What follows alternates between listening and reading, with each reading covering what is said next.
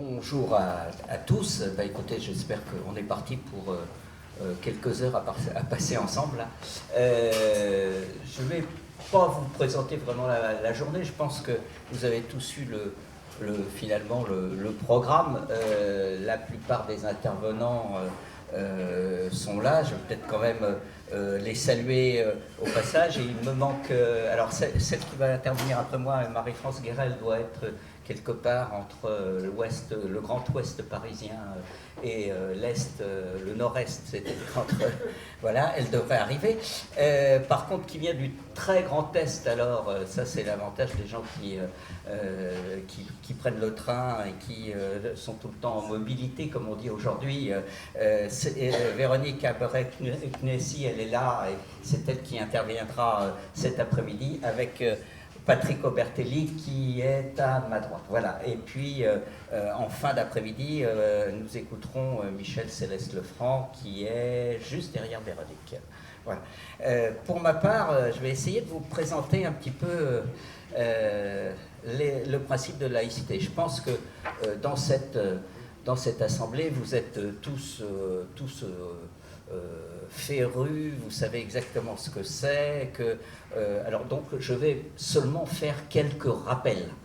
Bien évidemment, ce qu'on souhaite aussi, et puis c'est bien parce qu'on n'est pas très nombreux finalement, c'est que ça soit un petit peu interactif cette journée, et que donc il ne faut absolument pas que vous hésitiez à nous interpeller, je dirais, ou éventuellement à nous interroger, en tous les cas, voire à nous faire part de vos réflexions. Moi, je ne suis pas un enseignant de profession. Je suis un journaliste de santé publique.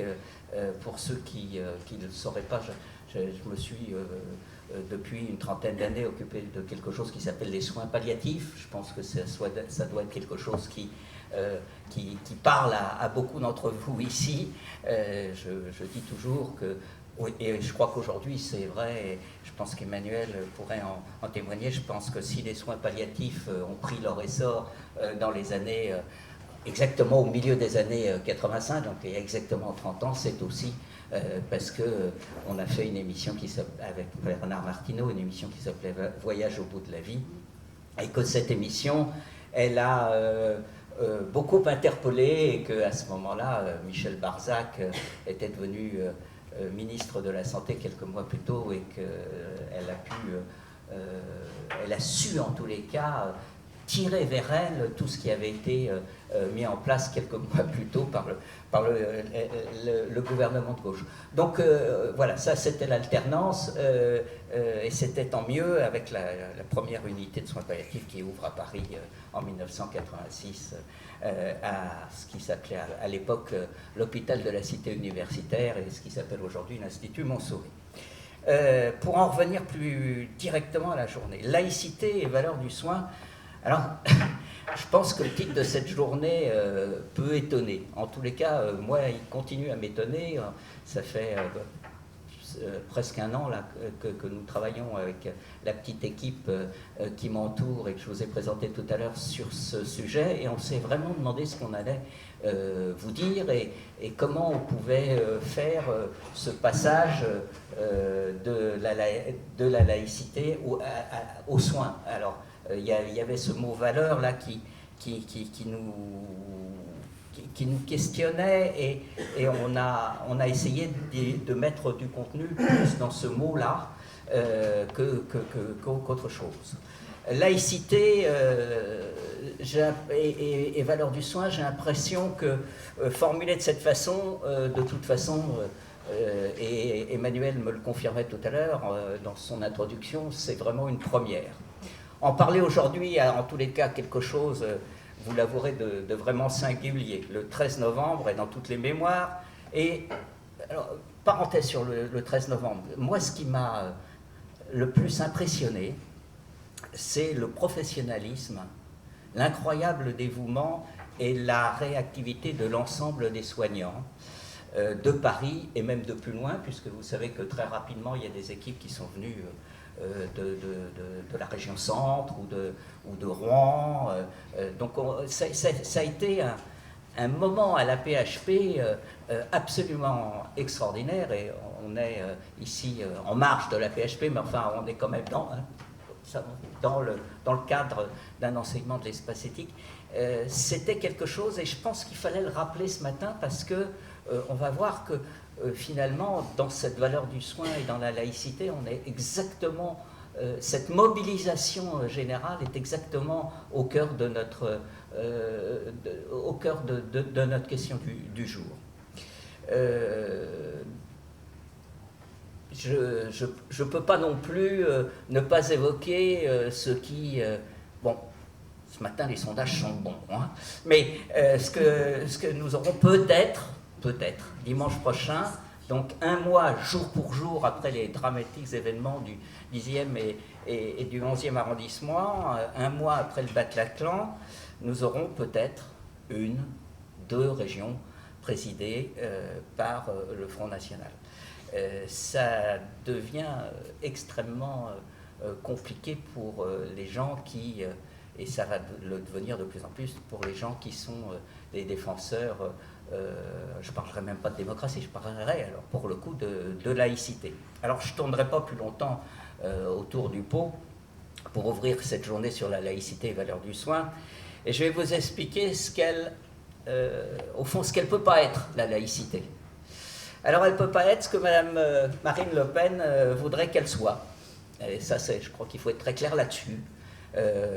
Rappelez-vous, elle prend la parole, les micros lui sont largement tendus dimanche dernier, et comme elle le fait depuis des années, elle s'empare du principe de laïcité, et comme elle le fait souvent, comme le font d'autres groupuscules, hélas de plus en plus nombreux, je vous mets en garde par exemple contre riposte laïque, hein, les mouvements identitaires en général, ils sont plus masqués que cela. Mais riposte laïque, ça peut donner des idées. Il y a laïque, il y a riposte, on peut se dire que ce sont des gens de combat, etc. S'ils ont un principe de laïcité, c'est pas le même que moi, je vous garantis, et j'espère que quand vous sortirez de cette salle à 17h tout à l'heure, ça sera pas le même que le vôtre. Pour moi, tout ça, ce principe de laïcité a été largement détourné par les groupes identitaires et par l'extrême droite. La laïcité, en effet, elle ne saurait exclure, et c'est pourtant bien dans ce sens que l'entend Madame Le Pen. Ne nous y trompons pas, la laïcité est bien au cœur de la rhétorique formulée par le Front National. Madame Le Pen, elle s'en sert pour dénoncer l'islam.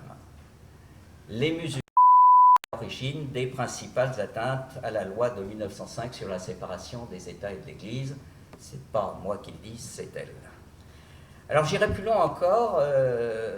Dans les semaines qui viennent de s'écouler, le discours du Front National s'est paré de nouveaux atours. J'ai bien dit nouveaux, j'ai pas dit beaux atours, évidemment. Hein.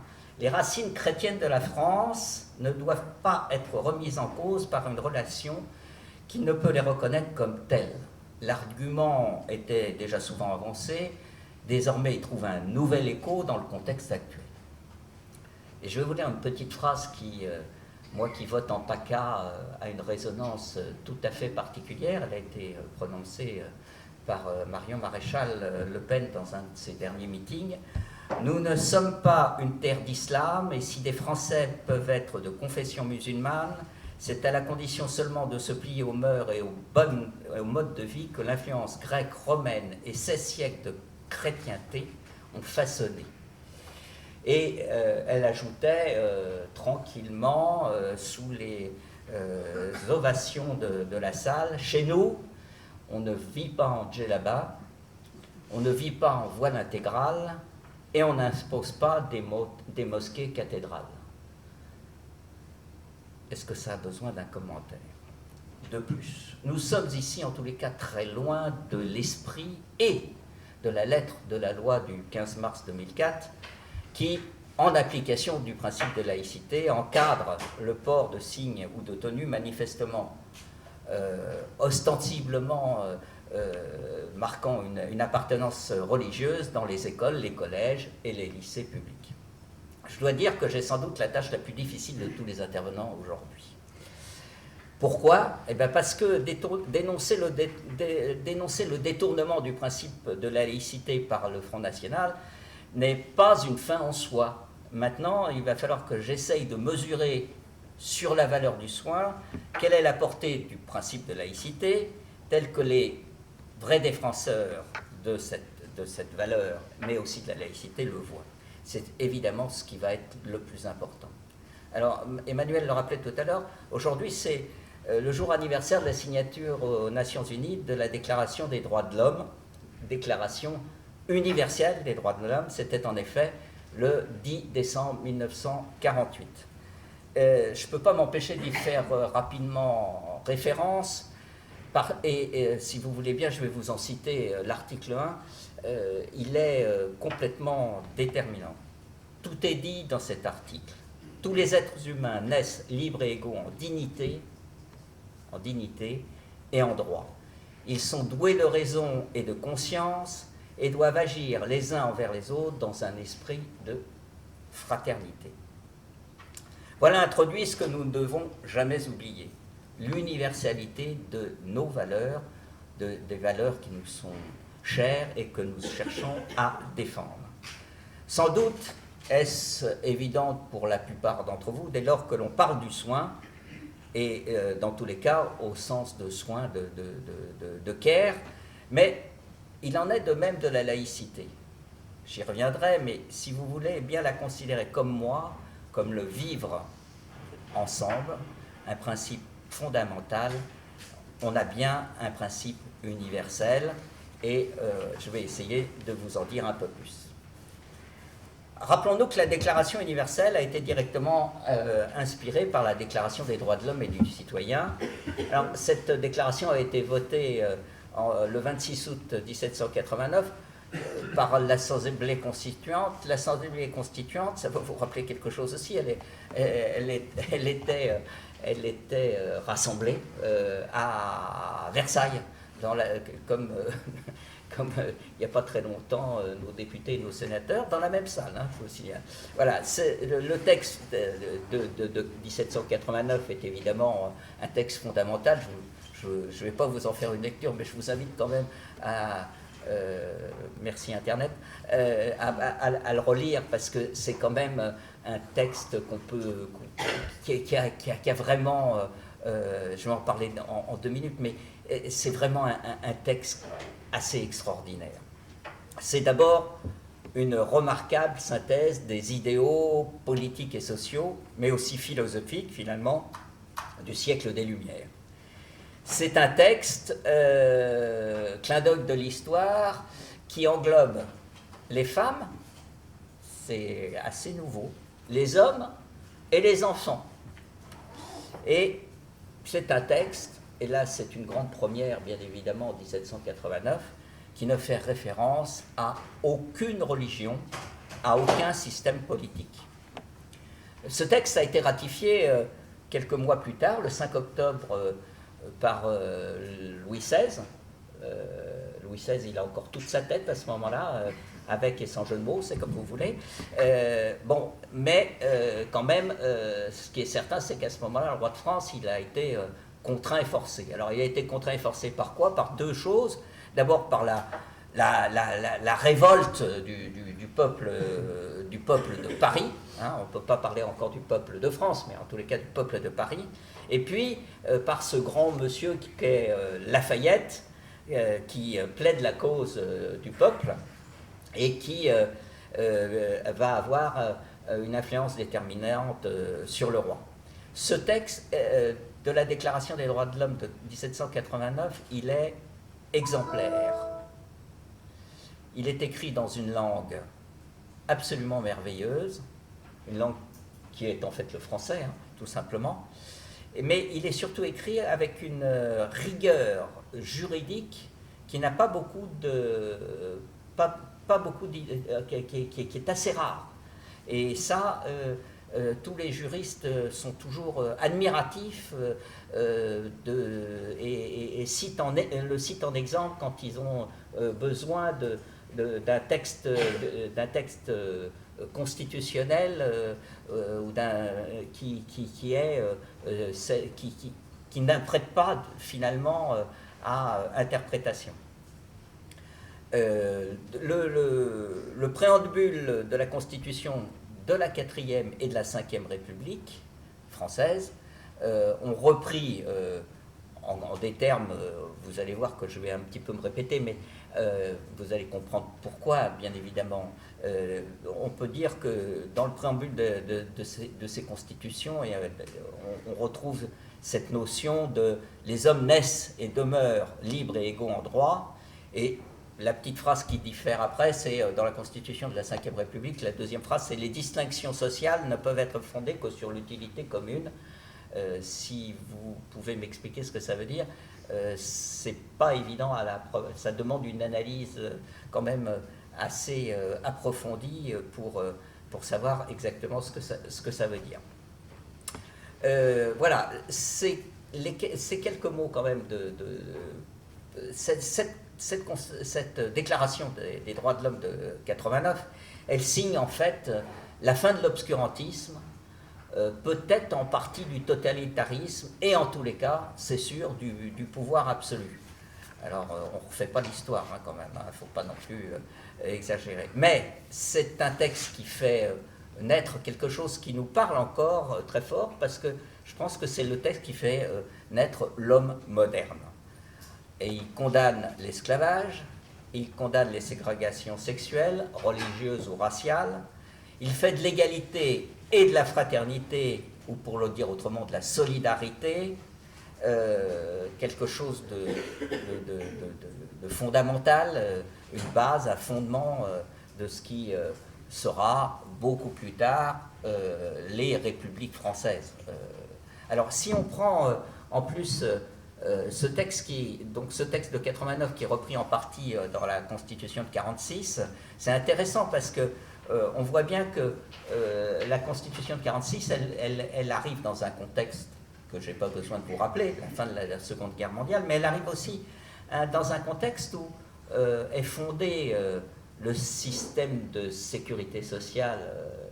Alors je ne sais pas si je peux dire qu'on vit encore sous ce même système, parce que depuis 1946, il a quand même été beaucoup battu en brèche, mais ce qui était en tous les cas l'idée première des fondateurs de ce système, de ceux qui y avaient réfléchi, c'est qu'ils le voulaient universel. On sait que ça n'a pas tout à fait bien marché, mais il y avait quand même cette idée-là que c'était un système d'assurance maladie et d'assurance vieillesse, entre autres, mais d'allocation familiale, qui s'appliquait à tous, quelle que soit la profession, quel que soit le régime social. De toute façon, à mon avis, on ne peut pas comprendre la mise en œuvre du principe de laïcité sans les quelques rappels que je viens de vous faire, qui sont à la fois politiques et un tout petit peu philosophiques. Au fond, ce qui compte, c'est que la laïcité a, en ce début de XXIe siècle, acquis une vraie valeur constitutionnelle. Ça change un peu, alors on a l'impression que ça a toujours existé, c'est absolument pas vrai. La valeur constitutionnelle, elle est donnée par un arrêt, à mes yeux évidemment très important, qui est un arrêt du Conseil d'État de 2001, donc c'est relativement récent. Et pourtant, le terme laïcité ne figure pas plus dans la Constitution de la 5e République, la Constitution de 58, que dans celle de la 4e, la Constitution de 46. Le texte de la Constitution actuelle dit seulement que la France est une république indivisible, laïque, démocratique et sociale. Ce n'est en aucune manière une définition de la laïcité. Mais, et c'est important ce mais, elle plaide en faveur d'une idée qui fait la force de notre combat d'aujourd'hui, en particulier contre l'extrême droite. Défendre la laïcité, c'est bien défendre les valeurs de la République. pour faire face à la crise que nous traversons et qu'au fond les événements de janvier et de novembre n'ont fait que renforcer ou mettre en exergue, la laïcité n'est pas une solution, c'est la solution, et la solution avec un L majuscule, s'il vous plaît. La phrase n'est pas de moi, absolument pas. Son auteur écrit à ses moments perdus des polars. Il a été, dans une vie antérieure, juge d'instruction. Il a été aussi député plutôt de droite, UMP. Et il est encore pour quelques mois, et c'est là où je voulais en venir parce que c'est quand même ça, il a été encore pendant quelques mois, il est encore pour quelques mois président du Conseil constitutionnel, ce qui est quand même pas rien, croyez-moi. Jean-Louis Debré, cette phrase, la laïcité n'est pas une solution, mais la solution avec un L majuscule, cette phrase, elle est de Jean-Louis Debré. En réalité, ce sont bien les valeurs de la République qui sont mises à mal depuis quelques années déjà, et que vous appeliez ça communautarisme, xénophobie, antisémitisme, ou plus récemment, le mot est plus récent, islamophobie, c'est toujours le refus de l'autre, et je ne peux pas ici, alors il n'est plus là, il est parti, mais il était là tout à l'heure, je ne peux pas ici sans... je parle d'Emmanuel Hirsch, bien évidemment, qui en est un des grands spécialistes et qui m'a tout appris de ce monsieur. Je ne peux pas ici ne pas citer Lévinas. Ce refus de l'autre, c'est vraiment quelque chose... il faut en appeler à Lévinas pour se rappeler ce que c'est que l'autre, pour aller vers l'autre et pour voir comment ce grand philosophe nous a défini ce que nous étions par rapport à l'autre. Je l'ai dit un peu plus tôt, il n'y a pas de vraie définition de la laïcité, et ce terme n'est même pas, au moins en toutes lettres, dans la fameuse loi, fameuse parce qu'elle est encore en débat, la fameuse loi du 9 décembre 1905, cette loi qui vient de fêter hier ses 110 ans, et qui est la loi de séparation des églises. Je vous rappelle que c'est des églises et avec un E majuscule, et de l'État, des églises. J'ai entendu beaucoup de choses ces 2 derniers jours, et parfois des journalistes qui insistaient bien sur le E majuscule et sur le S, parfois des gens qui l'oubliaient complètement. Alors là, toute tendance politique confondue, hein, je veux dire, c'est un peu malheureux, mais c'est important parce que ce des églises, il a une force quand même. Hein. C'est pas, bien évidemment, 1905, je ne vous fais pas un cours d'histoire, mais 1905, c'est la religion catholique qui est au premier plan, et c'est elle qui est en partie, je vais mettre le mot entre guillemets, parce que je ne le pense pas tout à fait comme ça, mais qui est combattue, mais c'est aussi les protestants et les juifs, les relations, ces 2 religions qui ont été beaucoup plus souples, hein, quelques dizaines, enfin quelques 20 ans avant. Les protestants se sont plutôt rangés vers la séparation. Les juifs qui étaient enfin, la communauté juive française, qui était quand même pas très importante, elle a d'emblée pris ses dispositions pour pouvoir s'inscrire dans la République française, en tous les cas, et l'école française, celle de Ferry. Ce qui est certain, c'est que cette loi de 1905, en 110 ans, elle a fait l'objet d'énormément d'exégèses. Elle a été tricotée, détricotée, c'est difficile à dire. Et elle continue à vivre sa vie avec des hauts et des bas. Ma complice, ma grande complice, Martine Serf, qui est donc la co-auteure du dictionnaire, la co-directrice du dictionnaire de la laïcité dont parlait Emmanuel tout à l'heure, et puis avec qui nous avons aussi commis un tout petit bouquin dont la 2e édition vient de sortir, qui s'appelle Ma liberté, c'est la laïcité. Elle a fait dans le dernier petit livre que je vous inviterai à le feuilleter tout à l'heure, une chronologie des événements qui ont renforcé ou qui ont au contraire atténué le principe de laïcité depuis 110 ans. Vous verrez que si on prend l'enseignement en particulier, ça se dégrade depuis une bonne... enfin, alors, ça s'est toujours dégradé, mais enfin, il y a une accélération depuis les années...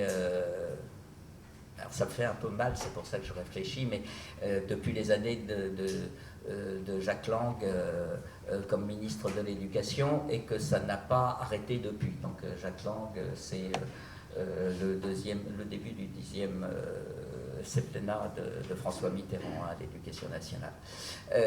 On oublie, parce qu'il a été ministre de la Culture, il est aujourd'hui président de l'Institut arabe, mais il a été aussi ministre de l'Éducation nationale, et finalement il a pris des décisions qui n'étaient pas toujours conformes à ce que les défenseurs de la laïcité et de l'école publique pouvaient espérer d'un gouvernement de gauche. J'en dirai pas plus, c'est peut-être pas la peine. La laïcité, c'est en tous les cas le vivre ensemble. Enfin, ce vivre ensemble, ça devait être plutôt, j'ai envie de dire aujourd'hui, le ciment de notre société française. Mais c'est en premier lieu le respect de soi-même et de l'autre. La laïcité, c'est tout sauf exclusion. Et c'est le terreau finalement du plus grand nombre de libertés, parce que fondée sur la philosophie des Lumières et fondée essentiellement sur la raison. Alors, qu'est-ce qu'il y a dans la laïcité? Qu'est-ce qui fait la force du principe de laïcité? En premier lieu, la liberté de conscience. Si vous devez retenir que quelque chose aujourd'hui, c'est ça, c'est deux choses. La liberté de conscience, j'en parle tout de suite. La neutralité de l'État, j'en parle un peu plus tard. La liberté de conscience, c'est le principal objectif visé par la loi de séparation des Églises et de l'État. C'est un droit fondamental, et pourtant, dans notre beau pays de France, il est mis en échec, au moins dans 3 départements, et si on préfère, en Alsace-Moselle. Pourquoi il est mis en échec? Tout simplement parce que c'est dans ces 3 départements, nous avons toujours un droit local qui fait que le blasphème constitue un délit et qu'il peut être puni de plusieurs années d'emprisonnement. Je ne vous parle pas des amendes. Alors, ça a l'air de rien, on n'en parle pas en détail, on va essayer de passer assez rapidement, mais quand même, c'est assez significatif. Ça veut dire que finalement, ça a été essayé, ça n'a pas marché. Hein. Ces dernières années, quand même, la justice, y compris en Alsace-Moselle, n'a pas reconnu le blasphème, ou du moins, elle n'a pas reconnu le fait que l'on puisse se servir du droit local d'Alsace-Moselle pour attaquer du blasphème national. Bien évidemment, il s'agit essentiellement des caricatures de Charlie Hebdo, mais il s'agit aussi d'attaques assez virulentes contre l'Église catholique et ses prises de position sur la contraception, le préservatif ou l'IVG. Personne n'a été, à ma connaissance aujourd'hui, personne n'a été condamné. Les tribunaux se sont toujours, ont toujours, non pas donné raison, hein, c'est pas ce que je veux dire, mais n'ont pas retenu en fait l'infraction. Donc c'est un peu plus compliqué. Ce qu'on peut dire en tous les cas de la liberté de conscience, c'est que bien évidemment, elle est beaucoup plus large que la simple liberté religieuse. Elle permet à chacun de croire ou de ne pas croire, Parce que c'est effectivement, et je le répète encore une fois, la laïcité c'est bien ça, c'est la laïcité n'est pas contre la religion. La laïcité n'est pas contre la religion. Si on arrivait à faire passer ce tout petit message dans les écoles aujourd'hui, et quand je dis les écoles, je dis les écoles, je n'ai pas dit les collèges, c'est trop tard. Il va falloir quand même reprendre à la base et voir comment on peut, comment l'école peut se réapproprier la laïcité. Et je pense qu'elle peut se réapproprier la laïcité justement sur cette notion. La laïcité n'est pas contre les religions. Elle est pour toutes les religions sans exclusive. Et elle protège finalement la liberté de penser et surtout de penser indépendamment des dogmes, indépendamment de la religion. C'est quand même pas une notion simple, hein. C'est quand même un principe qui soulève quelques difficultés, et je ne sais pas s'il y a quelques enseignants parmi vous, peut-être dans les écoles d'infirmières ou peut-être à la faculté de médecine, mais on le voit tous les jours. Enfin, je veux dire, c'est quelque chose qui dans les rapports entre les élèves, même dans les fins d'école primaire, c'est pas toujours très simple de faire admettre à une communauté ou à l'autre. J'ai bien pris le mot, j'ai bien voulu dire le mot communauté, parce que, hélas, c'est un petit peu comme ça que ça se passe. Dans certaines écoles, c'est pas facile de les faire cohabiter, et les enseignants, les professeurs des écoles, à qui parfois je parle comme je vous parle aujourd'hui, s'en plaignent et demandent des recettes. Alors j'espère que vous ne me demanderez pas de recettes à la fin de l'après-midi, parce que je vous dis, j'en ai pas, hein. Donc voilà, c'est clair. Mais ils nous demandent des recettes. Je termine juste sur la liberté de conscience. La liberté de conscience, elle a quand même, je dirais, un sous-segment qui est la liberté d'expression. On en a parlé vaguement tout à l'heure. Nous sommes là naturellement en pleine actualité. C'est Charlie Hebdo, je suis bien obligé d'y revenir. Et cette liberté d'expression, elle est garantie non seulement par la Constitution, mais elle est aussi garantie, par exemple, par la Convention européenne des droits de l'homme, qui a, dans ses textes, qui garantit la liberté des médias et la liberté de création.